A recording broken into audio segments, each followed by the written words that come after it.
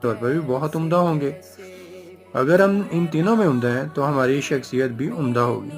تو عمدہ شخصیت کے لیے آپ کو نہ صرف کھانے پینے کا دھیان دینا چاہیے بلکہ اچھا پڑھنے پر بھی دھیان دینا چاہیے۔ نہ صرف پڑھنے پر بلکہ عمدہ محفلوں میں جہاں پہ روحانیت پہ بات ہو، جہاں پہ آپ کے انر کی بات ہو، جہاں پہ عبادات کی بات ہو، اس پر بھی عمدہ ہونا چاہیے۔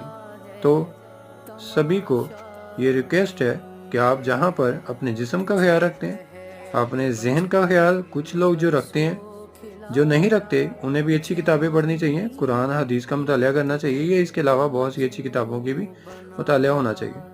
اور تیسرے نمبر پر روحانی طور پر آپ کو روحانی محفلیں بھی اٹینڈ کرنی چاہیے، جہاں پر آپ باقی دو جو کہ پہلے گزر چکی ہیں ان کو پرفیکٹ بنانے کے لیے اس میں پرفیکٹ ہونا بہت ضروری ہے۔